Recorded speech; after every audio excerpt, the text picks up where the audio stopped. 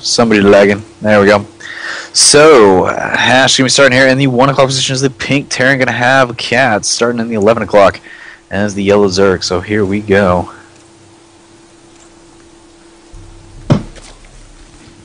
And, you know, it'll be interesting to see what we see out of Catz. Obviously, we saw a lot of aggression in the beginning of game number 2. And it ended up actually backfiring on him, even though he did draw Hash into a lot of engagements that Hash had no business doing.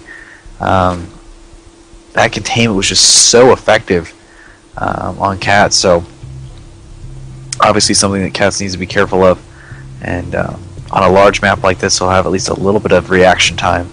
But we'll see how aggressive Hash plays this round as well. So. Yeah, it's going to be interesting. Obviously, this is a little bit bigger map. This is the latter version of it, obviously, because it was Blizzard's published version. So everyone very familiar with how this plays out. Catz obviously wanted something a little bit bigger so he can enjoy a little bit more of a macro, more space, you know, the whole shebang going on there. But I always love watching Tal'Darim Altar. This is actually one of my favorite maps to play on in general. And just watch. It is mine as well. People just have fun. Yeah, it's just a really well-balanced, well-designed, macro-oriented map, and it makes for some really fun games. So I'm going to be curious to see what they do here, because they have so many different options. Yeah, it's always fun to see Colossus just kind of step over here on this little ledge and just kind of walk in your base and say, hey. But, you know, it's whatever. Oh, well, that's my stuff. You know, obviously we don't have any Protosses tonight, right. So I can't. So obviously I can't that won't comment to play, but it is something to be careful of, and it is also something to take in consideration, though, in terms of if Hash wanted to get creative. You know, Reaper play is possible here on a couple different angles. So with the jump cliffs and all that stuff. So there's a lot of fog of war on this map. Yeah, I mean, there's a lot of fog of war on this map. So definitely a lot of stuff he's going to option. So we'll see what's going on here. Obviously, we're just getting the starter openings out. Wall-off has happened for Hash. No big surprise there. We are seeing a hatchery go down for Catz. Even with the spawn location, still a very large map. It's really not that surprised that he went for the hatch either. So we'll see what's going on here. There's no sound. What the hell? He said there is sound. That's what I was going to say. I was going to say, I was like freaking out. I'm like, I don't know how to fix that. I have to bring down the stream and bring it back up, and that I don't know. Anyway, sorry. That would be unfortunate. So Hash actually going for a 1-Rax fast expand. Ooh. See what he does with this. Of course, drone coming up the ramp, and he's got these depots down. He wants to put these back up. He does not want to let this drone in his base. Whoa, that was a little bit close. That was like split second. If he had waited like. He just barely got back in time to see that. He was probably moving his Marines around a little bit because they were sneaking around at the top of the map. But good thing he got that. You do not want him to see everything inside. Well, I mean, especially Catz expansion. Yeah, I mean that's the biggest thing. I mean the Marines and the 1-Rack's not a big deal. The expansion going down, that's a huge deal. But yeah, the Marines are kind of cruising around, making sure that they spot that Overlord. Unfortunately. For Hash, he's actually already moved out over the base, so ready to move in at any point in time. They're just going to hang him out there for scouting purposes later on. So definitely one of the harder things about Zerg is getting that information that you need. As Idra so clearly stated. Yes. Well, I said I'm going to keep reiterating that now because he loves to talk. So I'm sorry, but I've been saying that since the game was released. So, you know, obviously Idra has a little bit more political power than I do of sorts, but you know, it's not the first time it's been said, I guess. Yeah. Well, it was the first time he actually was basically pushed by Day 9 to actually answer the question. Yeah. Don't just say it's imbalanced, tell me why. Mm-hmm. So it was kind of interesting to hear his response. And it was a very interesting conversation. So I hope they have more of those in the future. But in any case, looking over at economy, 31 to 25, so Catz way ahead in terms of the worker count right now. We do see a factory going down, a lair tech being, of course, in the works, and expansion has been finalized by Hash. We do see double factory going out for Hash as well. So going heavy mech One Tech Lab, we do see Hellions being produced. I'm assuming Blue Flame Drop is going to be happening, and there is Pre-Igniter being researched, so here we go. Gonna be having a grand old time with the Hellions. Gonna see what he can do and take out as many drones as possible. Obviously banking a little bit on the fact that Catz will probably stick with Lings for a while, because Blue Flame will just tear through them once he hits that critical mass. Usually around 4 of them, they'll just be like, "Hi guys, Lings, yeah, you're not there anymore." So as long as Catz building his Spire now, so he's looking for the Mutiling. Gotta love Mutiling. Well, and we're also seeing an armory being thrown down, so Hash thinking ahead as well. Let's see here. Oops, wrong key. That would usually help out. Sees the lair coming in. He knows about that. The Spire actually being put down at the entrance, which is somewhat of a unique positioning, just because it actually makes that a much more easy target. It makes it an easier target, excuse me, if I could enunciate correctly. Yeah, I'm also noticing, though, he doesn't actually have any creep tumors linking that. There's just that Overlord there linking it, so... Which is also dangerous, obviously. If he's not careful about that, he can lose it, obviously. Yeah, we know all about that from Destiny's mistake with that MLG with the Greater Spire, which he'd love to forget about, but we'll remind him of that every once in a while when we can. Pre-Igniter has been finished. Baneling Nest going to be on its way as well. So... again, we'll see how this plays out, but a lot of tech choices being produced. Thor's going to be in the mix here shortly.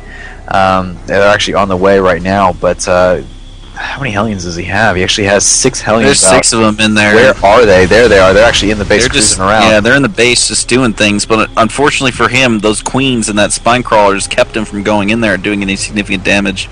Obviously, Catz was like, "Oh, those are Blue Flame. I'm going to run my Lings away," and they just don't have enough health to be able to get goodness. 13 Muta is going to be produced at the same time, so really stored up those resources for when that Spire was done. And this is going to be nasty. It's going to hurt a lot when those go in. I mean, he's not, there's no... Is he building any turrets, anything yet? No, not really, so... There's only one Thor on the field as well, which means that it's not going to be able to necessarily deal with it. Obviously, SCVs being pulled from the line would help. But there we go, 2 Thors now. That is going to help out significantly. But here we go. 13 Mutas now moving in against 2 Thors. Yeah, going to be expecting a magic box type thing coming in here once he sees the Thors. And just going to kind of spread out, tear the one Thor. He's going to repair it. It got down too low. He let that get way too low before he walked in the SCVs, and they were able to just overpower it. But there's another Thor popped out, so that's going to help him significantly here. Gotta get to repair them though, man. Jesus, there goes 2 of them. We got kind of a critical mass going with these Mutas, and I mean, obviously you need about 3 more to really be considered critical mass. But again, SCVs getting put on the Thors way too late. Lost 2 Thors for really no reason. Yeah, he really didn't have to. I mean, obviously, once he got the SCVs repairing that last Thor, it was fine. But, I mean, obviously, he took quite a bit of SCV damage there with the splash. Well, what made up for it, though, yeah, I mean, obviously 10 Mutas were lost, so that made up the difference. But could have lost so many more without any Thor losses, to be honest. So, Mutas again being produced, Roach Warren coming in. Baneling's obviously on the board as well, or at least potentially on the board if you wanted them to be. Going for a 3rd base as well, so Cat's going to take this opportunity to expand, and we do see Muta's going to be moving back towards the natural. Level 1 armor is finished for... Catz is actually taking the opportunity to do 2 expansions. He put one down on the left-hand side as well, so he's going to have 4 bases rocking here once those 2 hatcheries finished. Roach Warren, Infestation Pit, so he's just going to be start doing his macro build here and just overwhelm Hashe once again when he gets the opportunity. Yeah, but I mean, at the same time, Hash lost quite a few SCVs. Not nearly as many as he could have, though, if the Thors hadn't shown up. But again, I mean, 13 Mutas against 4 Thors that were finally healed up. Here we go, Blue Flame Hellions with Thors, and Hash has had enough. He's going to be pushing out tons of Spine Crawlers up at the top. 4th actually going to be finishing up your Queens out as well. Yeah, I mean, we saw how effective the Blue Flame Hellions combined with Thors was against Benishua's style, but obviously Catz, has he should be a little bit better prepared, hopefully, but He's gonna have to start churning out more units if he wants to stop this, actually. Yeah, Thor's going to be coming with the ramp. Blue Flame Hellion's going to take care of the Lings. Transfuse potentially going to be happening here soon. Nope.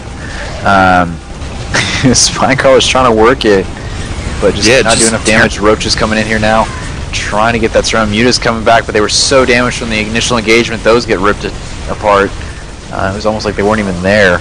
I don't even think they got a shot off. Yeah, I mean, the key difference here now, though, between what Derby did and what Hashe's doing is he didn't bring any SCVs to repair the Thors. So, just sheer numbers allowed him to power through here before he got to the mineral line. It did any real damage, but... Right. Kind of surprised he didn't bring a few with him. I mean, that is kind of weird to just charge in. I don't know what he was expecting to find, but again, 15 roaches on the way for Catz, and it's going to be pretty much like Hash never even showed up. Not to mention Neural Parasite as well, so he's going to start playing with Thors once they, if they show up again. That's going to be very, very entertaining. It's always fun to watch Zergs take over the Thors and stuff, so... Yeah, he's just going to push in with these roaches and... Oh, Planetary Fortress not going to be able to finish in time. A roach is going to pretty much take off here. SCV's going to heal through, going to try to at least. And yeah, there we go. So Marauder... Yeah, he has enough to repair it, so he's lucky there, man. That time was almost perfect. To be able to take that out. Moved up to the back, so that would have pretty much spelled disaster for Catz. And actually, Catz needs to return home, regroup with everything else, and then push in. So because he's not going to be able to have enough to deal with this. But looking over at economy, 76 to 65. So Hash still behind here. Actually, looking at energy levels. Okay, so it's just on his natural. I was going to say are relatively high. So obviously saving up for some stuff. Does he even know? And he does actually know about this third down here, so he did do a scan. Hellions is still chillaxing down here on the Zelnal Watchtower, waiting things out. Roach is, of course, camping at the other one. And Neural Parasite just finished now, and also Baneling Speed is being researched as well, so Catz is going to be coming back with a vengeance the next time he runs into these Thors. If he has the Infestors to go in and take over the Thors and then blow up whatever's left with the Banelings. I mean, that's going to be a very powerful 1-2 combination. Yeah, Sensor Tower actually now going down for Hash, so that's going to give him a little bit extra warning time. Of course, for reinforcements as well. Baneling Speed going to be finishing up level 2 missile attack, pretty much done. And lots of Lings and Infestors coming out for Catz. So just trying to build that up as much as he can. Looking over at army count, 167 to 150. So Catz almost maxed, but not a lot of upgrades coming out aside from just your normal missile attack and armor. It's okay, 30 Banelings. He'll have fun blowing them up in a few minutes. Yeah, the only problem with that is that level 1 vehicle attack is almost done, and Hash has been producing siege tanks like crazy. So that's obviously going to be somewhat problematic. On top of that, Thors, at least from range, can do quite a bit of damage to Banelings. So we'll see how this rolls, but hopefully he can get these snuck in. Not a lot of creep expansion though for Catz. I'm kind of surprised again. Down to the creep tumors, he's not really investing in any. Really just going for that creep highway build, which is kind of surprising. Yeah, I mean it's a strategic choice on his part, I guess, to do that.